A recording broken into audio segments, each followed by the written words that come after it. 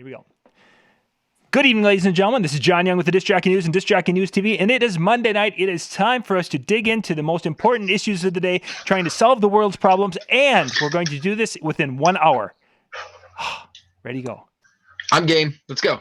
Okay, first off, Donald Trump, is it real hair or not?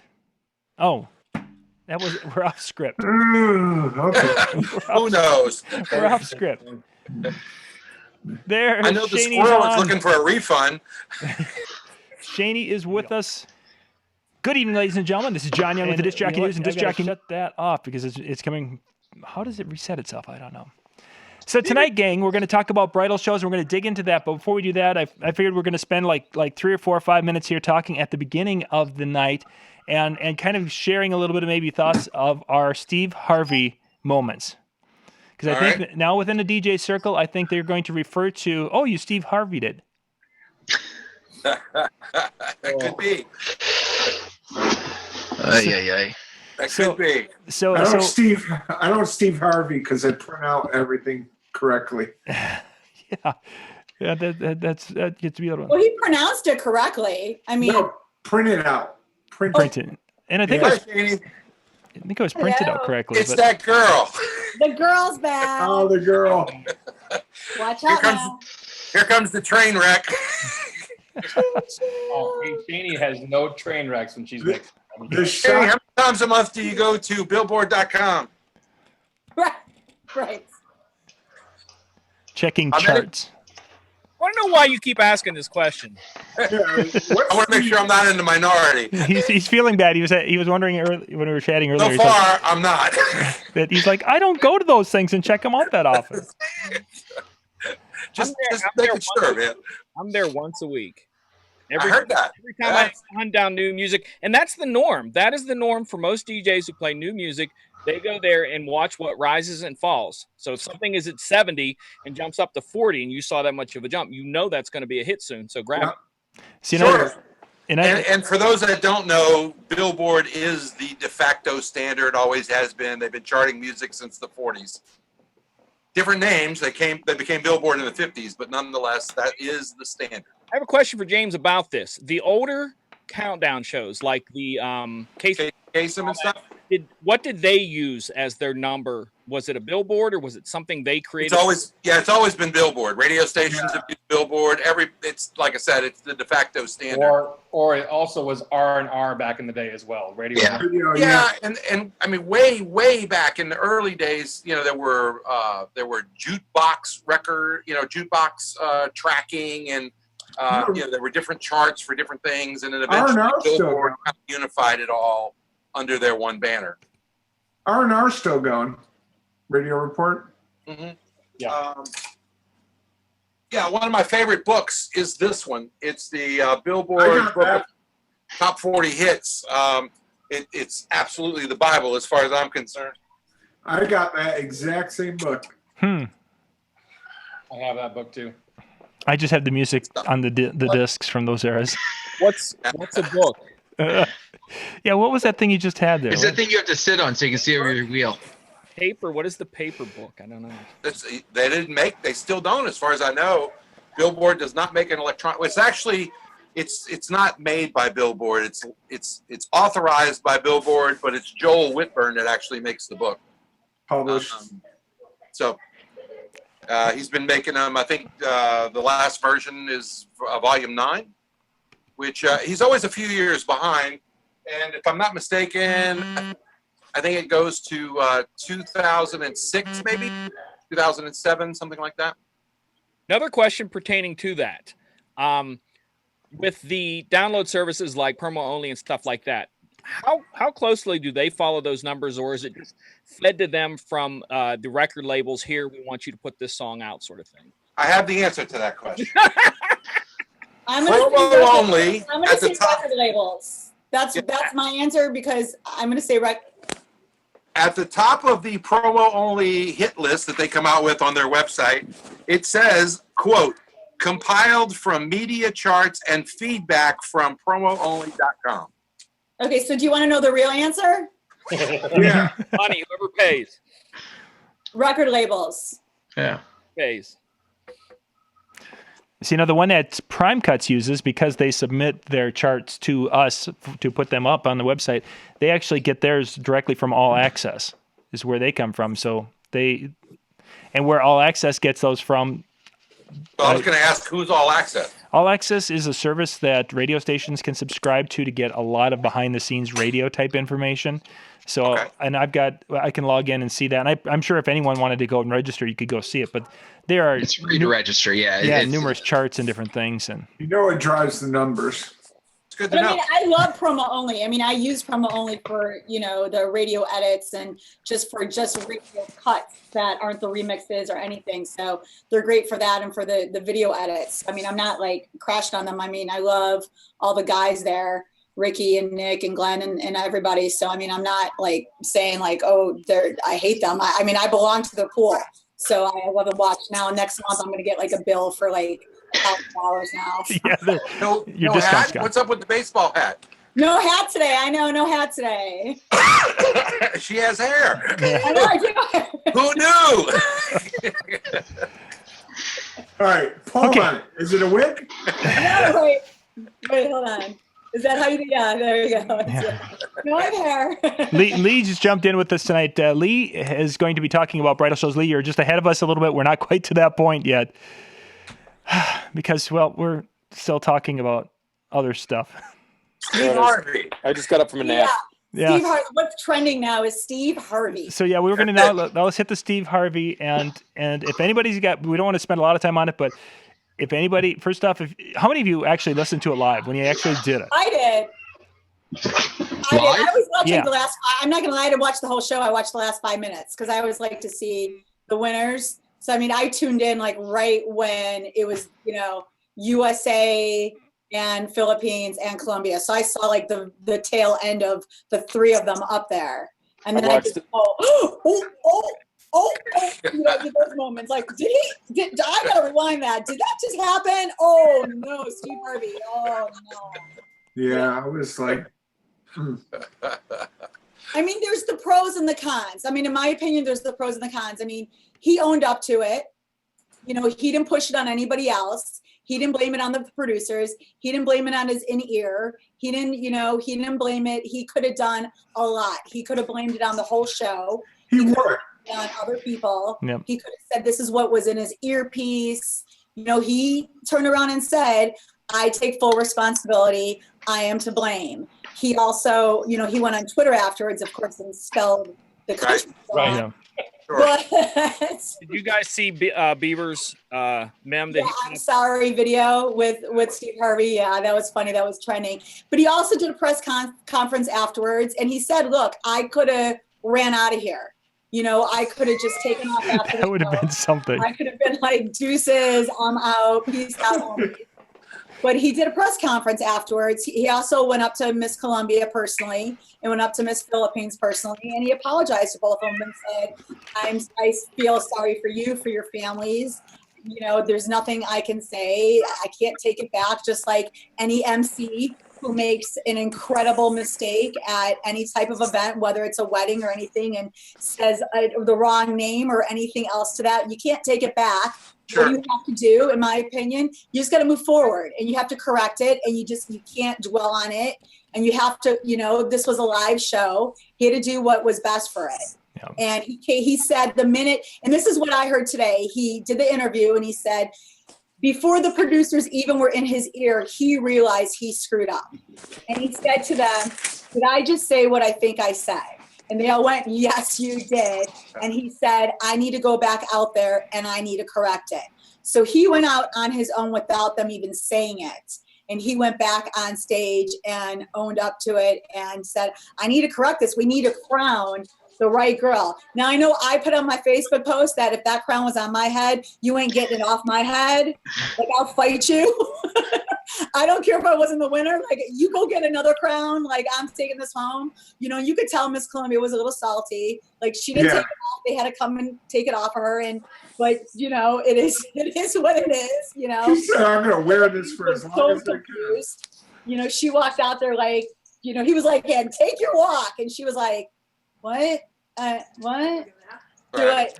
I'll just do elbow, elbow, wrist, wrist, wrist, and I'll just keep waving. And I'll just keep saying, everybody was just confused. I didn't, what was going on.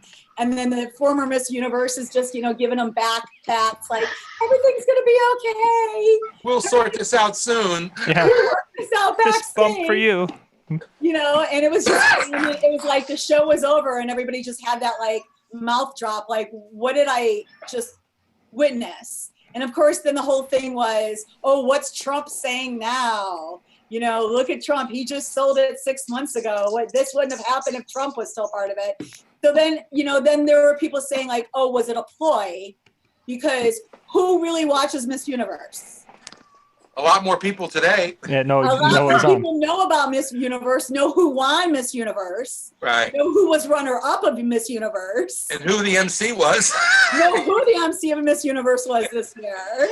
Ask us who won 2 years ago. I'm sure Billy Crystal was rolling at home. He's like, I'll stick to the Academy Awards. Yeah. And Steve Harvey's like, I will stick to my show and I will stick to Family Feud.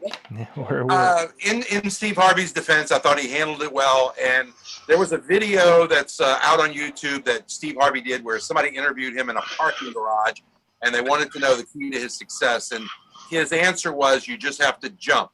Sometimes your parachute won't open and you'll crash and burn, but eventually your parachute will open. And it just reminded me of that video from him. And, and with all of his success, I'm sure that he didn't sleep very well last night. So, but I thought he owned the apology. I thought he did it well. I don't think there's anything else that he could have done other than to avoid the mistake in the first place. But I just want to just Saturday night, I got the father of the bride's first name wrong. I called him something else other than Aubrey, What did you do? I just quickly apologized and corrected it. And then normally I wouldn't say his name on the outro of that dance, but I did just to reassure everyone that I got it and I understand and made it right. But I had previously introduced him as he came into the room in the first place. So got it right the first time, and the third time, it was the second time that I got it wrong.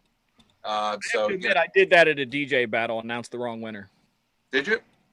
And what did Talk you about do? it. What happened? After I said it, I looked down at the sheet again. I'm like, oh no, sorry, Bill. And I had to say the other person's name, and they're like, "What? Did I win?" I'm like, "No, seriously. Here, look at the judges' sheets. You can see the winner." I just said. So you had a really close Steve Harvey moment there. Hey, it's life. If you don't make a mistake, like you said, you're not out there.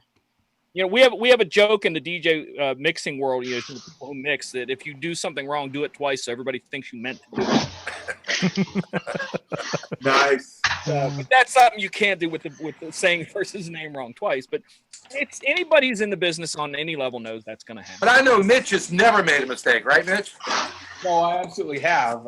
I had a wedding once where I had two sisters get married, and they ended up having names that the gentleman ended up having names that could be girls' names. Uh-huh. And Ooh. so when I announced them into the room, I announced the two women in the room with the two men. And like two girls together and the two guys together walking in. And they're supposed to be, husband and wife. Pairs, yeah. So I quickly apologized and moved forward. What are you going to do? The Steve Harvey thing, I think everyone is really fast to criticize.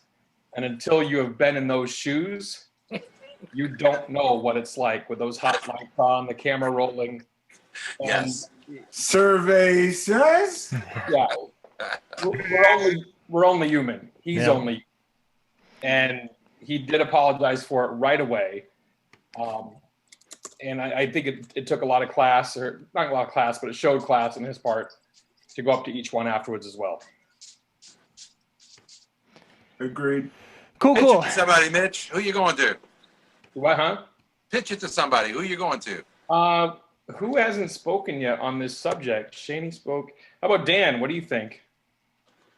I kind of played into the whole it was a ploy. I've seen him do enough of everything from comedy to catching, a little bit of the Family Feud, whether it was a celebrity or whether it was even the regular. I've seen him pull everything out of the hat that he can pull out of. I firmly believe that he could go on that stage, purposely screw it up, make it seem like it was seamless, like he meant to screw it up, or not meant to screw up, but screwed up accidental, and pull that off. I didn't watch it. I haven't watched anything, so I'm going kind of based upon I heard the story, and That was my thought. I really wasn't that into it to go look at it. I will say that I posted that as well on Facebook, that I think it could have been a ratings push because of loss of viewers due to Trump and things like that. It could be. Is it? I don't know. But do I believe it's a possibility? Absolutely. Yeah. It's like the old adage, as long as they're talking about you, whether it's good or bad, as long as you're relevant.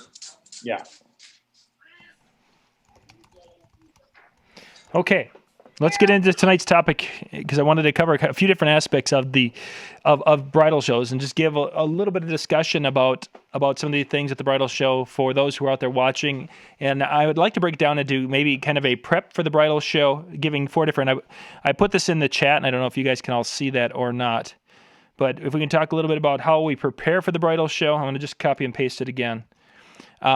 Maybe talk about booth design a little bit, what you do at the show, and then maybe how you follow up, and try to keep these things into 4 kind of areas so that way we can divide these up and put them up on Facebook for those people who are wanting to dig into this a little bit. So if we want to jump into talking about how we prepare for the bridal show, before we get into that, James, you're getting ready to put on a bridal show, correct? Yeah. Okay. Lee, you have put on bridal shows in the past, correct? About 15 of them. About 15 of those. So Lee, can you give us a little bit of an oversight from a producer's or promoter's view of bridal shows on things that you've seen that work and don't work and such, and a little thought from your perspective on this? Well, if we could get rid of the female aspect of the bridal show, things would be fine. If we could just have all guys, we'd be just fine. Honestly. Boy. Is that too soon? Maybe. You're just going to dig yourself a hole right away. Ouch. Here's the train. By the way, Mitch invited me. Katie, I'm sorry. You want to elaborate on that? Yeah, right now? let's go into that in a little more detail. I know we could be stepping into a bigger bear trap or a pile but give us what your thoughts are on that. Train wreck. Well, I've been on a few different. I've partnered with producing shows. I've produced many of shows by myself. First and foremost, I've produced shows that were strictly by myself, and I ran the show how I wanted it to be from a participant standpoint. Those are the easiest shows to produce because I was producing them with everybody in mind. Then I've been with the folks who were producing a show who didn't care about the results of the show. All they cared about was the number of people through the door to generate money. That was all they cared about. They didn't care about the vendors. The vendors were just there simply to pay the bill. That's all it was. So just to clarify that, Lee, and I think I know where you're going on this, but I just want to clarify it. Are you stating that by partnering with for example, a bridal salon, partnering with a venue, they're looking strictly at how to best showcase their gowns or how to best showcase their venue? Is that what you're stating? No, not necessarily. The people that I've showcased with in the past who did not have a vested interest in they weren't necessarily in the wedding market. They were just there to generate money. So for example, the first couple shows that I produced were with a bridal publication. The bridal publication had no vested interest in the individual participants of the show. They didn't care about any single vendor that was there, and it was quite obvious. All they cared about was using the vendors to pay for the cost of the show, to generate the people, to get them to the door, to pay the fee at the front door. That's it. Okay. The reason I got into the production side of it is because, and I've worked with Mitch on, I don't know how many shows we've done together, Mitch, 15, 20, Yeah. But it got quite upsetting to us at a particular show that it was what they called an exclusive show. Well, it was an exclusive show for them, but not for the rest of the vendors. And personally, from a vendor standpoint of view, I've always said, hey, let's invite everybody. I always loved it when all the DJs showed up because we could showcase against each other. It was great. But when you've got I'm going to use bridal shops as an example because it's the one that always bit us in the butt. When you've got 2 or 3 bridal shops that are trying to produce a show together, and I'm the 4th person producing the show, and I'm the odd man out because I'm not a bridal shop, you got 3 women fighting against each other. That was the last show I'd ever done. I said, I'm done. I'm finished. I'm producing them myself. And that's what I talk about, if I could get rid of the women aspect of it, not to offend any girls or anything, but honestly, that was the hardest part, was when we got involved with the individuals, with the particular shops that were just in there for themselves. That was the worst part of it. What do you call a bridal shop? What kind of business? Dresses, tuxedos, that kind of stuff. Gotcha. Okay. Most of the shows in our area are produced by wedding dress, tuxedo vendors. Those are the people that produce most of the shows, because they produce the shows here for the simple fact that they want to showcase their product. That's the only way they can. Right. They want to control the fashion shows. Right. So that's Lee. That actually comes to an interesting point. And I'm not going to touch the female, the working with female business owners in this one, because that sounds like that's really what it sounded like, is that you had some poor quality partners when it came to that. But you mentioned really 2 different types of bridal shows from the management side of it. Some that are there to put on a quality show for the attendees and make a quality experience for everyone involved, and some who are basically there just to collect that $6 at the door and collect that $500 from a booth. Correct. And I think that's something that, for those who are out there, I mean, is there a way to tell from the outside which is which? How the shows are working? It's tough. I think all of us have been in the situation where we have tried a show because it's new to us. Yep. Certainly, as we want to see as many brides and or grooms as we possibly can. I mean, it's about the numbers in some regards. But I also can make an argument, and I know Mitch and I personally have been in a number of shows together where we've been in some smaller shows, and we've been able to, for he and I, because we were higher priced vendors, we were able to have a lot more one-on-one interaction with folks. So not necessarily the largest shows are the best shows. I always thought that for years too in the beginning, but for me, it was more about the quality of the show. And one of the things early on that I always thought the free shows were the best shows, the ones where they didn't charge anybody at the door.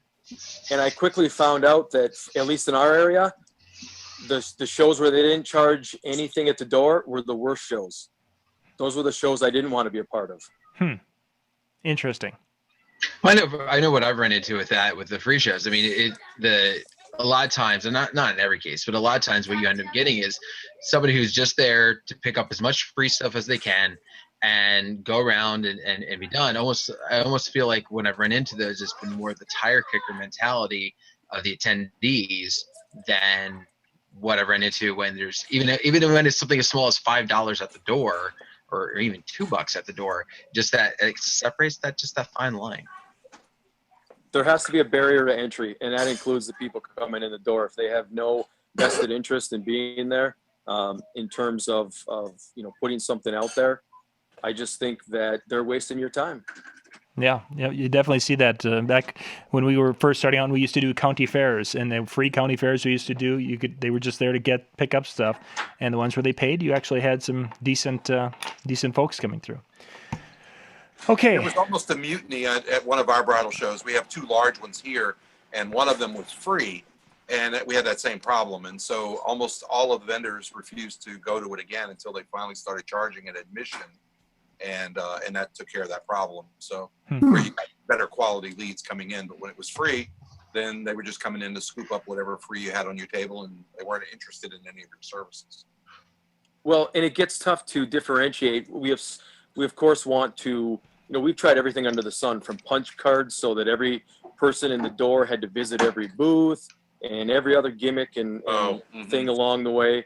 But it got to the point where the people who were just there to punch the card were taken away from the people who really wanted to ask about your services. So I don't know if I've ever come up with, in 15 or 20 productions, I'm not sure I've ever come up with the perfect scenario. but to me, there had to be some barrier to entry in terms of getting in the door. Otherwise, you're just wasting your time. Yep, I agree. And personally, I hate these bingo cards or anything that requires me to have to hire one extra person in my booth just to handle people who are not interested in my services but need my stamp or sticker or whatever. And I will make the same argument with you, but from a production standpoint of view, try going to a committee of 30 or 40 or 50 or 100 vendors, and they're saying, well, how do I guarantee that? Because Joe's got a spot right in front of the door and I'm back in the corner. I mean, you just got to try to make as many people happy as you can. And that's very, very difficult, especially if you've got a couple of people who have an agenda different from what the major, but if they're a big kind of a leader of the group. We had that at one of the bridal shows that I was working with, and she had a vision of what she wanted. It wasn't her; she wasn't the head of the committee, but she was the unofficial leader of the group because she could bully people around and get her way. Yeah, and you could definitely see that.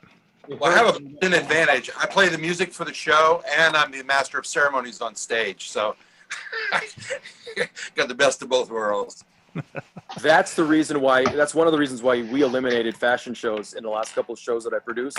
We took them out, and the overall response from the people at the show was positive, very positive. Yeah, because it stops everything when the fashion shows are going on. Yep. Yeah. And I'm not talking about the vendors. I'm talking about the people Attendees. at the show. The attendees were happy there was no fashion show.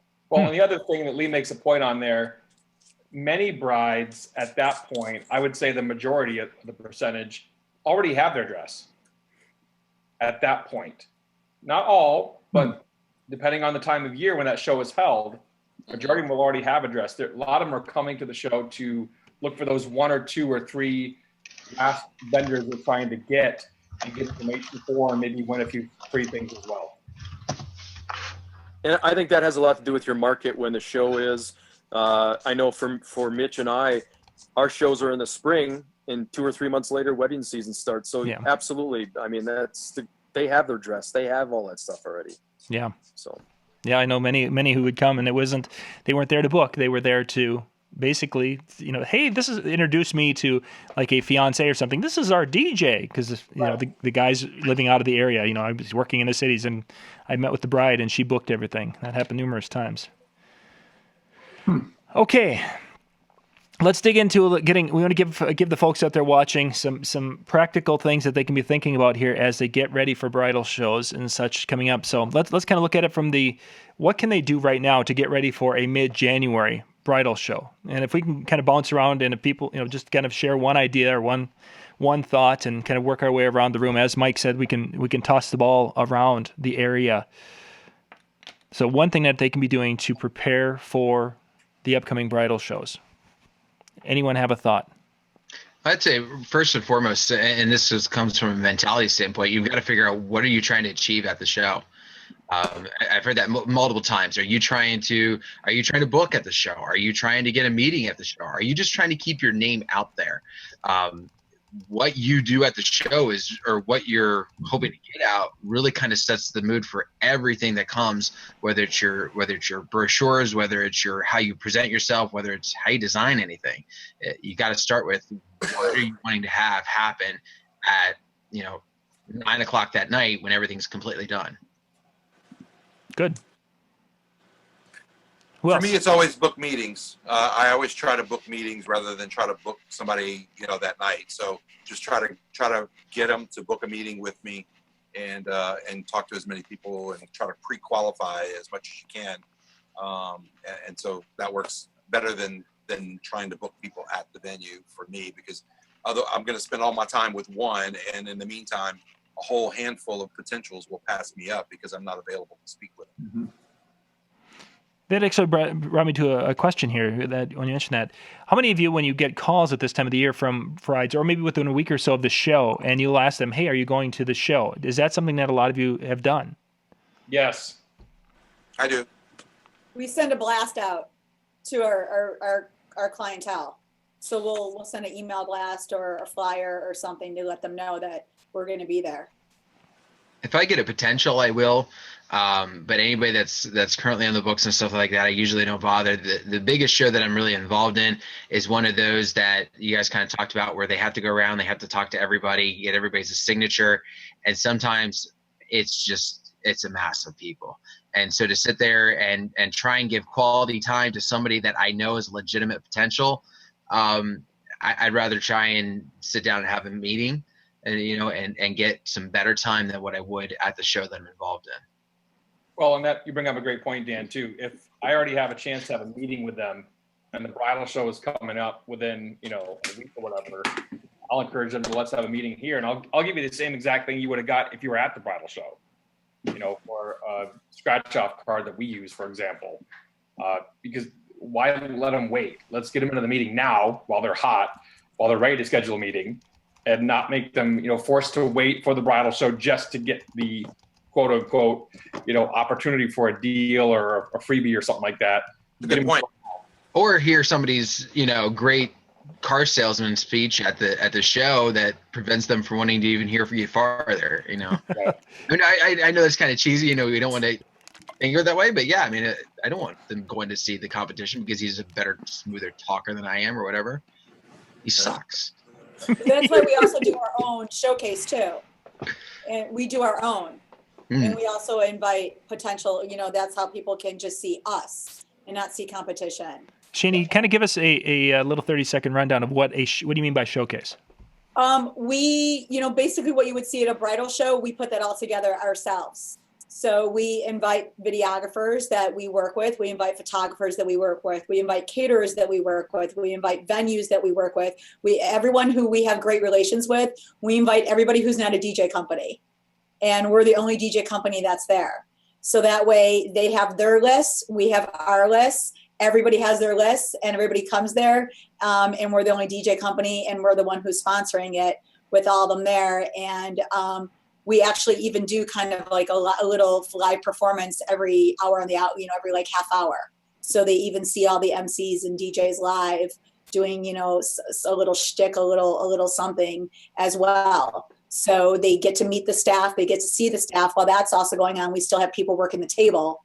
So, you still can have that one-on-one talking to somebody while other people are out there and kind of just we don't do anything crazy. It's not like in your face New York style or anything like that, but just so you could kind of see what we're about live, to kind of give you a little something of what we can do at your event, whether it's big, whether it's small, to kind of say, this is kind of the tiers of what we can do at your party.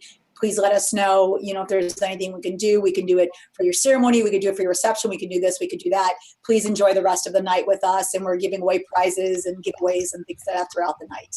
So Shane, then during this time or early January, you're actually getting that team together then and practicing for your performance. Yes. Because you're having, typically you'd only have maybe one or two working together at a show, but now would you be having like a team of 6 doing the exactly. So we would be switching off on who's doing, like, every half hour would be like somebody else. Like I wouldn't be emceeing the whole entire time. Somebody else would then be going on, be like, okay, you go on next and you'll be the MC, and or maybe we'll tag team, and like each person will just get on for a few minutes. So they see everybody's, in person, in action, hear their voice on a microphone, maybe see the DJs kind of do a little something and be like, what, for the 2 minutes that I saw this person, I really liked them. And then we say to all our MCs and say to our DJs, this is how you're going to get them in that 2 minutes. Wow, these people. And, get them going. And then if there's somebody, go talk to them, go reel them in, get them coming, get them in a meeting, have them, come to a meeting at the office. And we go to the other bridal shows and everything, but we kind of feel that this is more personable. This is where we kind of get them in a room with everybody, whether it's at a hotel, whether it's at a country club, at a venue that really, really like. It's more intimate for us. Very neat. Now you mentioned, go ahead, James. That's pretty much what I'm doing for my first time out doing a wedding show / expo. I'm limiting to 2 DJ companies, myself and a friend of mine, that we swap jobs and all that. And we're bringing along good people that we've worked with in the past, and I'm looking forward to it. One of the things that you guys brought up about, charging at the door versus free, a free event, I'm really rethinking my idea of having a free event now. Cool. MJ, thanks for putting him in the chat. I can't follow the other. Yeah, I guess it depends on where James. I guess it depends on where those leads come from. In my case, the two big bridal companies, one of them is put on by the radio station conglomerates in town, and the other one is the print media. And so both draw a lot of people to this show. Well, we have close to 1,000 folks. I have the luxury of working at a television station, and I got free advertising. And I got, I can do a talk segment if I want to work it up a couple of times prior, and we also can we can stream the event live from the venue. Okay, so we got a couple of questions. I want to get to those. There's one more thing I want to get to as our prepared, and then we'll jump into the actual, maybe the booth thing. Shaney mentioned lists. We all have lists, contact lists and such that come in maybe from our website or from what have you. And Mitch, I think you spend more time working with the lists and such, and have that probably through your office. Will you go back? Say you're going to be doing a bridal show in January. Will you go back and some of the contacts that haven't booked you yet, will you market to them and say, hey, we're going to be at this? Or is that something that you don't utilize? Oh, I absolutely will. If I can get another opportunity to be in front of them, we want to find out where they're at in the process too. I mean, maybe they're a dead lead. That's fine. But to me, I want to find out where they're at in the process. At this time of year, in fact, Allison, my office manager, messaged me, we set up a lineup for this week for her, and she said, I'm going to come in and do some sales calls on Tuesday night. And I said, no, don't call Tuesday night, because this is Christmas week. Everyone's kind of focused on Christmas. You have one or two brides that may, in fact, I just got a voicemail from one tonight who still wants to get something locked down. Yep. But the vast majority aren't thinking of that right now. They want to get through finals. They want to get through Christmas. And then they will, once we hit top of January, we're off to the races again, pretty much. But to answer your question, John, I think it's, we've got to find out where they're at in the process. That's one of the biggest things I think people don't get, is understanding, just having that conversation. I want to be a pest, but I want to make sure you're taken care of. Oh, for sure. When should I touch base with you again? And, just make sure you're staying in communication with them. That's key. And yes, we will go back and reinvite them to shows. Cool. Let's move on. This gives us about 10 minutes with that one. Let's jump to our second spot now. When we're actually getting to the idea of laying out a booth and things to include and not include. And Lee, I want to start with you, if you don't mind. If you want to unmute your mic there. We're going to start again with him. Yeah, we're gonna. Because he has seen things, and I want you to go from the show producer's side of you, and let's take apart that tailored weddings booth. That one that's always there making. What have you seen good, and what have you seen bad? Give us a couple of things, quick. Well, I myself have been on both sides of that coin. I've designed some booths that didn't work, and designed some booths that did work. And we had a show one time where we had so much space that we pretty much gave people free reign of whatever they wanted, and that was a disaster. We had people that were designing things that didn't make any sense in terms of, it disrupted flow, it disrupted all kinds of stuff. From a show producer standpoint of view, we hate DJs because they disrupt everybody, and everybody there hates the DJs. So from a producer standpoint of view, we had to put a limit on what they could do, the volume they could have, so on and so forth. I think the best booths are the ones that they can tell what you're doing in the first 5 or 10 seconds, and the ones that are very simplistic. You don't have a lot of time, especially on big shows. If you're seeing 1,000 people, you got 10 seconds, you got 20 seconds, and you've got to be able to secure that. I think a lot of newbies, including myself, we spend too much time trying to bring too much stuff into a booth. They don't need to see your equipment. I mean, just from a DJ standpoint of view, right. They don't need to see a whole 5 setup, the 5 packages you have. They don't need to see that. So from a producer standpoint, it's very difficult. DJs are our biggest problem because of what they try to showcase. And I've always had to talk new DJs off the cliff, so to speak, and say, listen, you don't need to bring in your speaker system. Thank you, Mitch. Off the cliff.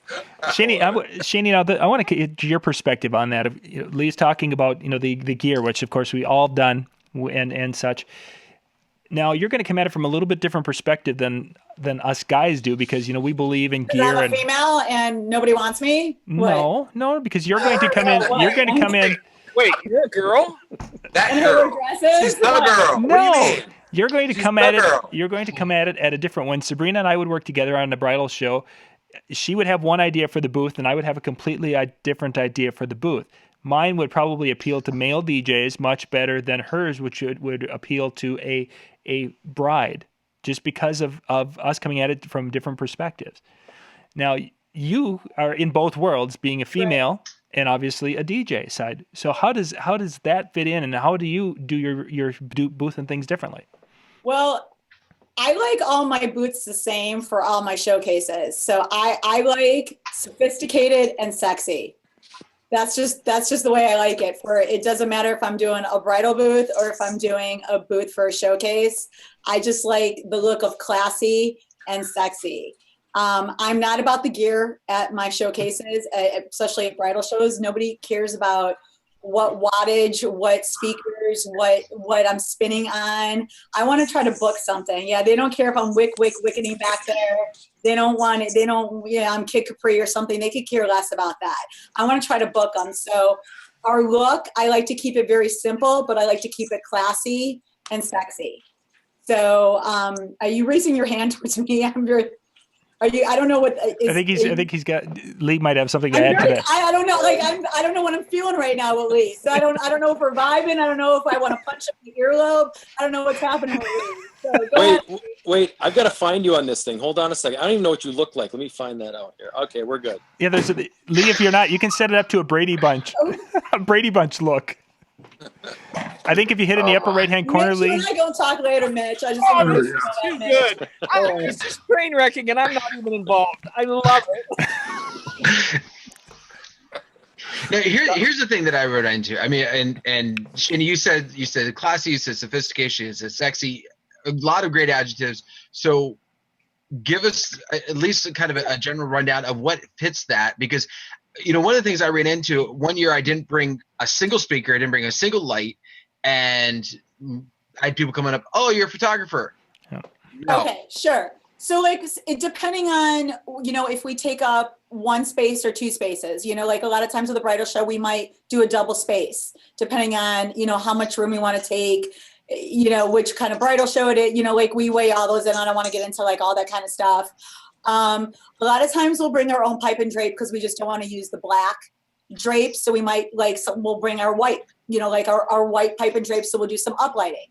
We want to do maybe a different color. So do, maybe like a blue uplight type color, and maybe bring 2 high boys that we're uplighting in blue. So if somebody wants to talk to somebody, one of our people can walk over to the high boy and kind of, the brides can rest, their arms over there and kind of do a little thing. So, we do things like that. So we'll have the lights, we'll have that. We also will have our TV screens up, with our trusses, and we'll also be showing a promo that's going on there. Very short, the sound, actually, the sound will be very low. We're not there to have the loud noise of the DJ going, but it also shows, our promo of our MCs in action at weddings.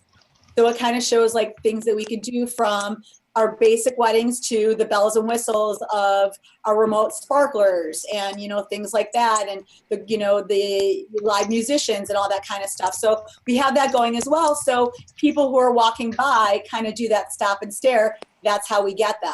Now we also have some other things that are little secrets that we also will maybe do at the bridal shows as well, depending on those, but we kind of just want to do a sleek thing. We might just bring maybe our dance risers, our lighted dance squares, to just kind of set those up, for us to maybe stand up, so we're up higher to kind of stand out as well.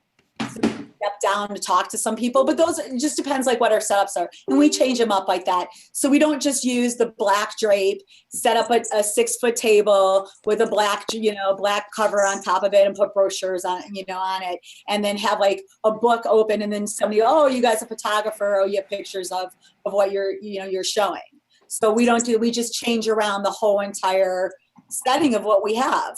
And, make it kind of like our own little setup, I want to say DJ booth, but make it our own little DJ setup of how we attract people to come to us instead of another DJ company. If that helps. No, I think that's very good, because I know from my standpoint is I've tried to do things and using technology to show, when we had live video of what we were doing and doing a demo video, I had people saying, oh, you're a videographer. When I had a photo montage going through, oh, you're a photographer. It really was a struggle because I didn't want to bring a ton of gear out and I didn't want to have this all set up there. And then the year that I had the big banner that I did my DJ John Young logo when I started that was the first year. But then that was a life-size me on the back wall. But it said DJ John Young for the first time. And I didn't have the problems with people coming up and saying, hey, what are you this? Are you that? So it's I've done one show. That's it. I've only done one show, and what I did was on my my pipe and drape, I did 2 black panels with a white panel in the center, and I uplit it, and I have one of those vertical banners. It's like, kind of like a shade pops up. Yeah. And a little bit of equipment. I did a truss warmer in one corner and the speaker and that vertical banner in the other. That's, not too complicated. And, I had my materials there. Mm-hmm. I booked 6 weddings. So there you go. Yeah, very cool. Yeah. Down that many in the past couple of months. Yeah, because that would require you to leave the house. I seriously get to it. I really should shop these out for some sort of finder's fee, because I seriously get asked 3-4 times a month to do weddings. Just for your own agency. Nope. Just because of your connections in the clubs that you're playing. I've always said, and it's again why we talk about going to expos and stuff. It's being out there, making connections. You cross paths with people, and that's why I'm there with women of the age to where they are getting married, and you're the guy who DJs, and they go, oh, we're going to need a DJ. Let's ask this guy. Oh, sure. That's why I try to still do bar work here and there. I actually had that same conversation with a guy just this past Saturday night and he was just like, he's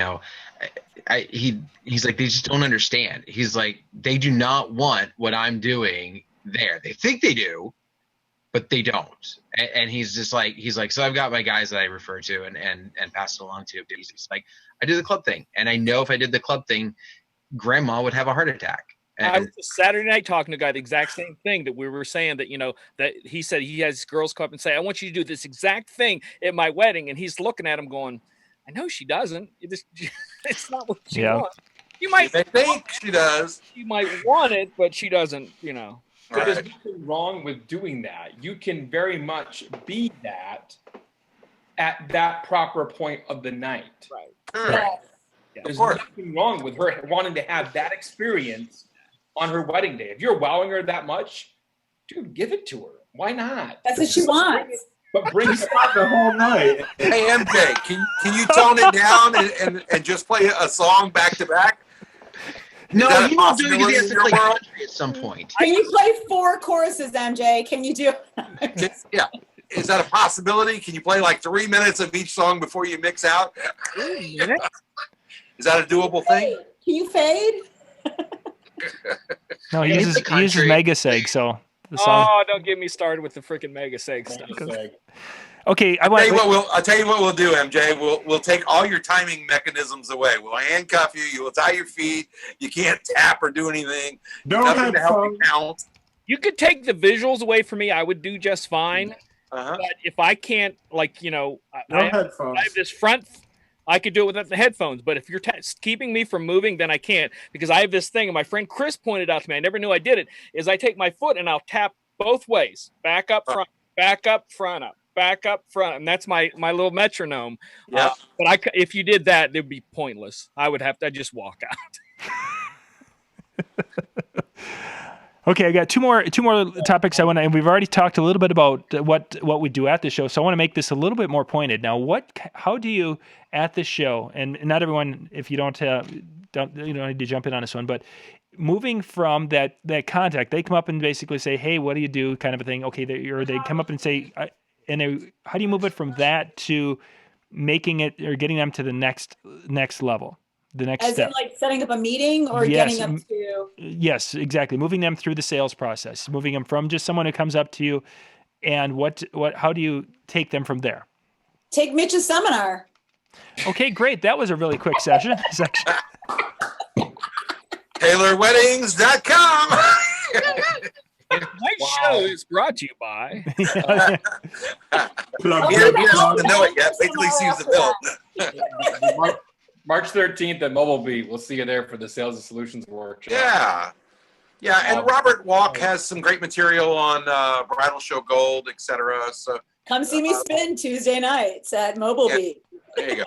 But shortly, like I said, for me, it's try to convert them into a meeting. Some people want to sign up at the show, and I'll try to accommodate that.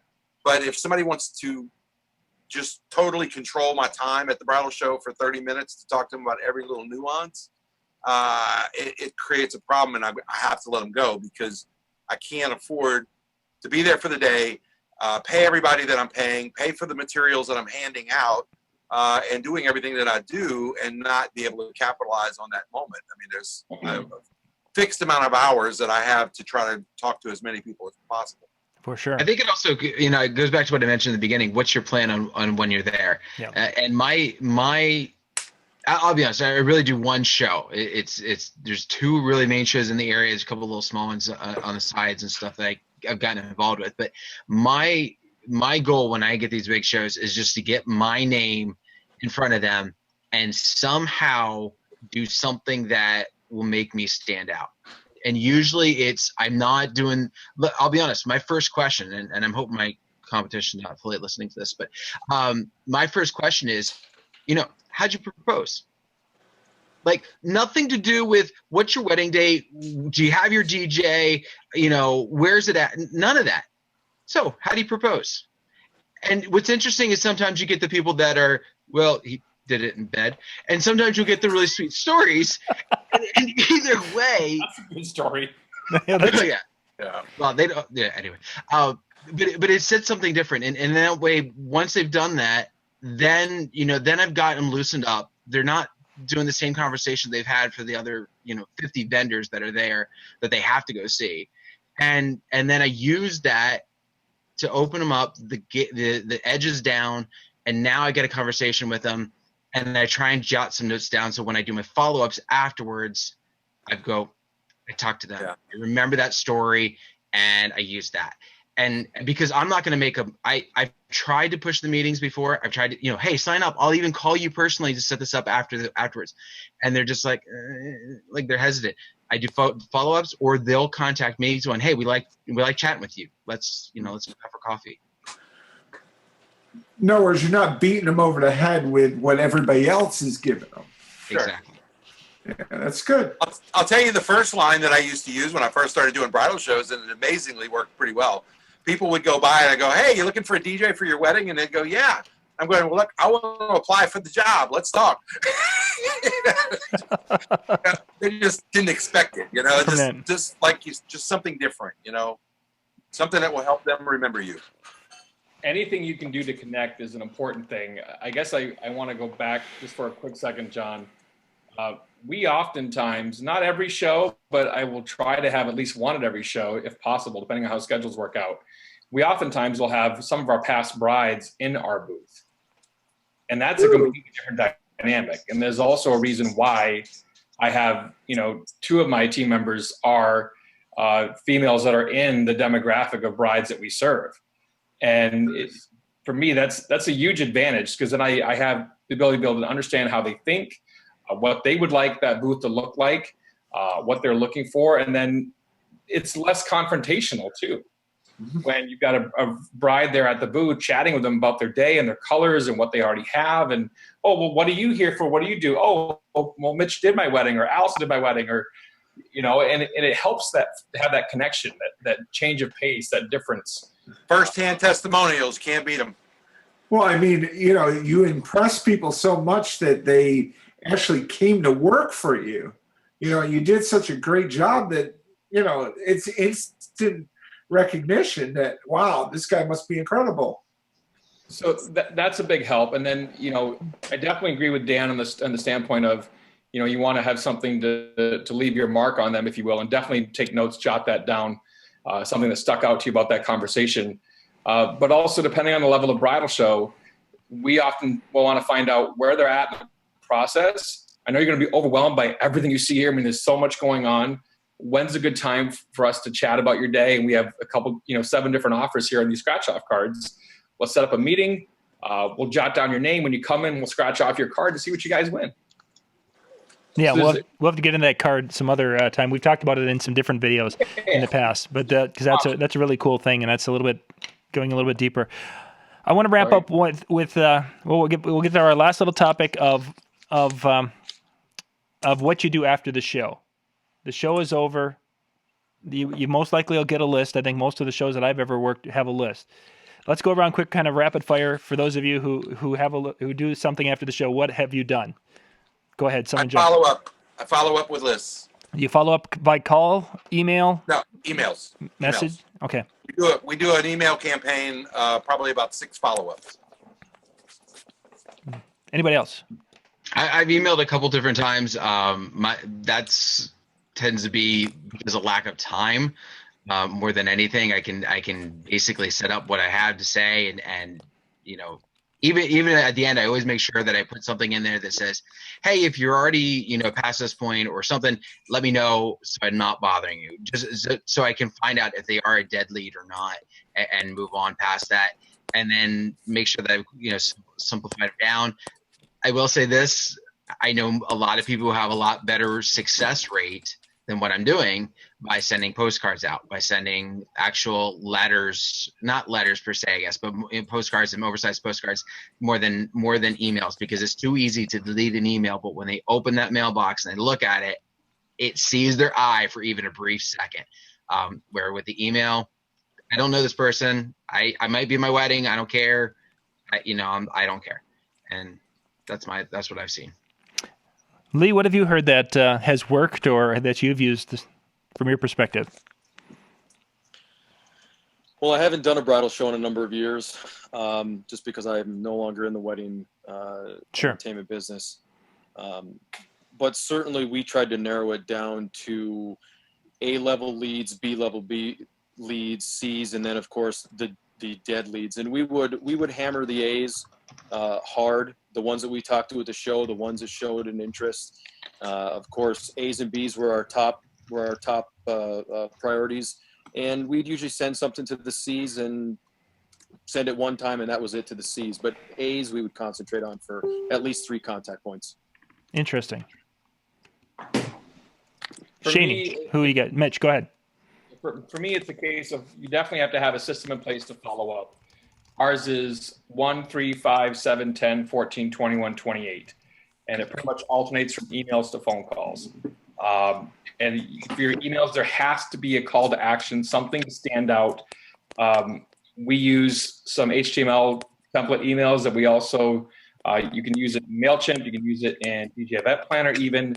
I use Ace of Sales personally. But having an image can also help make your correspondence stand out. There's different things you need to be able to do to be able to stand out to them, and that's one way to do that. Anyone else? Follow up? Yeah, I'll just do it. We follow up with emails, and then we also do one night that we all come in the evening and just do a phone call conference. Like, we'll all just grab the papers, and like Lee was saying, we have, like our priorities. So we have the ones that we have to call like ASAP that we're like ready to book, or their events, their, weddings were coming up like ASAP, or they were really on the fence. And, we don't call them during the day. We try to call them in the evening. And, we're all on the phones and we're making these phone calls and we're trying to get them into the office and setting up our meetings and telling them, if they come in within a certain time frame of when the bridal show was, then they, I don't want to say they get a discount, but we have a wheel that they spin. And it's, kind of like how Mitch was saying, how he's got his card. We have a wheel that they spin when they, spin something on the wheel, whether it's something that they land on, that they, get a discount on something, or something that goes in the production side. They, they can put that onto their contract. Very nice. I like it. Yeah. Yeah. Good stuff. Okay, now for our lightning round, ladies and gentlemen. We've got a question here. This one is in yes or no, and you got 2 sentences to reinforce your answer. The question was from the audience: are bridal shows going out of style? No. Who else? Nope. In little bits, just like everything else in little bits. Attendance has been down at the shows I've been at. I'm going without a show this year to test it. It's scary. I would say, where is your company focused at? If it's focused on weddings, where else are you going to be able to sit in front of your target client, your target brides on a Sunday, Saturday afternoon and be able to reach them? With a Facebook advertisement targeted towards women at certain ages, in certain demographics, you can target that for about $10. You're in front of them, but you're not sitting. I know literally DJs who have extreme success on a $10 investment. I'm not saying it replaces the thing. I'm not poo-pooing it. I'm just saying that there's options. There's other options out there. Shani, what's your thought? I'm just glad to be here right now and watch this. Watch the men argue. Are you saying you like to look at all us men? Is that what you're saying? Argue. Oh. I'm going to button the next button. No. Please button it back up, please. Please. Stop, Mitch. Stop. I'm trying to read. Okay. That's one way we can make money off this show. All right.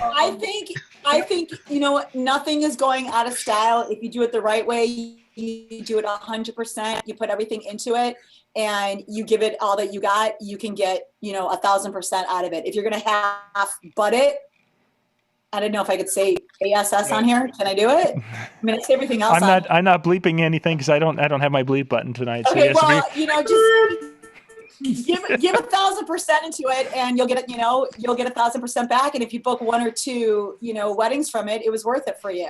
Let's look at it from real quick. Flip it around the other way from the bride's point of view. Do they feel that bridal shows are getting too, like there's 1,000 of them within a year, and all? Are they thinking that maybe it's overwhelming? Not in my area. Okay. Nah, there's 2 major ones here, and they're about to happen in 3 weeks. I think in Pittsburgh there's got to be 10 or 12 throughout the whole year. Go ahead, Lee. Go ahead, Lee. I don't have much to say other than the fact that I think that today's brides are getting away from bridal shows. It's just a foregone conclusion. Brides today are going more towards they can get some of that stuff. You'd mentioned Facebook. Yeah, I just think that it's getting away from bridal shows. I personally don't like it. I think that the bridal shows are a great connection point. But I think that today's young brides they've had it. I just think that it's getting a smaller target market. I think you hit on it. It was earlier you were talking about who the shows are kind of directed towards. And I think the shows that are really directed towards the people that are coming in, the couples that are coming in and really directed towards providing them with something they're not getting someplace else is what's going to keep a show that's going well. I think the shows that are struggling and yes, we're going to get in front of them, but what are they getting out of it? Because if they're going to go into the show and they're going to get overwhelmed, they're probably not going to want to do the shows anymore. They're going to want to go online, and they're going to tell their friends who get married next year, by the way, don't do the show. I got so much information. It was a hassle and stuff like that. Here's where you go. Found all this stuff online anyway, and then call who you want. Just with anything, it's got to be a case of what's the value in it for her to show up that day. Mm-hmm. And if she can get the free stuff just by calling all the other people, there's really no point in going. We've had some differing success with offering different workshops at different bridal shows. I've got several bookings from doing those things. Not every show wants to do them or has the space set up to properly do them, in my opinion. That's not a challenge. I think it's getting harder and harder for vendors specifically, and I saw this with many vendors. Photographers were the biggest one. Once the digital age happened, photographers were going crazy with each other. They were getting insane because now they were competing against everybody on every single block that was now a photographer. There was no barrier to entry anymore. And so it just got to be harder and harder for vendors. And I think they want to do, I just think they want to do less and less for the shows. And again, like Mitch said, the brides are not getting as much out of it as they used to because they don't have to go there. They can get it all online. Yeah. Hey, John? Yeah. I just calculated 2014 versus 2015 bridal show that I do each year. Uh-huh. 15, it was a 67% increase. Increase in what? Attendance? Attendance, yes. Brides. Interesting. At the show. And I think Wow. that's probably, it can definitely be regional depending upon your Yeah. areas. Like about 8 years ago, I know within our area, within 30 miles, we had 7 different bridal shows that went on. Now we're down to 2. Right. So Yeah, we have 2 in our area. wherever and, they like I said, fall. 67% increase from 14 to Got 15. a question for you guys. What do you think about a photo booth with your logo on the actual printout and doing a bride and groom's photo right there on the spot? We've done it. Do it all the time. You'll give away a lot of photos. You won't get many bookings from it. Depends on the experience. What are you creating for an experience for them inside the booth? Yeah. I'm just floating it out there because I haven't done it before. If you're just like everybody else, then there's no point in doing it because you can not bring your booth. You can say, I do the same exact thing as that guy, and I'll give it to you for whatever. Mhm. But if you have a different experience you're creating, Oh yeah, I mean, nobody in our area has chroma key. And Okay, it might so- make a difference. Yeah. Yep. And that's what you would want to highlight is the differences between what you have versus what they have. but I would also, and I've done this before in the past, survey your past brides, the ones who believe in you, who love what you did, Mhm. find out, hey, if I offered something like this, would that have been something you'd have been interested in? Yeah, I talked to a few of them and they said, yeah. Okay. So just, I always encourage to survey. It's like measure twice, cut once, same thing. Yeah. There's so many DJs that go out and buy the latest thing at the show and then they get back and they can't sell it. And then it's up online 3 months later for, 75% or 90% of what they paid for it. Again, you need to find out, will your market want that? Mhm. Well, guys, we need to wrap it up. We've been on for over an hour now, and I don't want to take up any more time with you guys because I appreciate you all coming on this evening. So any final closing thoughts that's insightful, inspirational, and motivational as we head into Christmas? Merry Christmas. Merry Christmas. Happy New Year. I'm gonna be quiet. I've got too much. Yeah, just go back to your emojis there. Pull out your yarmulke. Oh. Is there an emoji for 52% of weddings fail, end up in divorce? According to the statistics, it's in the 30s. Either a good thing. Either it's good return business for us services, which I think it's good. But the other 48% end up in death. That's a whole other question, John, is Yeah. how many times have we done a second wedding for the same bride? Yeah, Recurring customers. we'll have to we'll dig into that. We'll put that in MJ's list of things for a future show. But we need to wrap things up. Once again, ladies and gentlemen, thank you for watching. If you liked the show and you liked the information tonight, please catch us on Monday night, 7:30 Central, which no one pays, but 8:30 Eastern time is what everyone pays attention to. And we'll be back and talking topics. Sometimes we make sense, sometimes we don't, and sometimes it's just a train wreck. Choo choo. Say goodnight, everybody. Running Good night, train. everybody. Thank you for watching. Good night.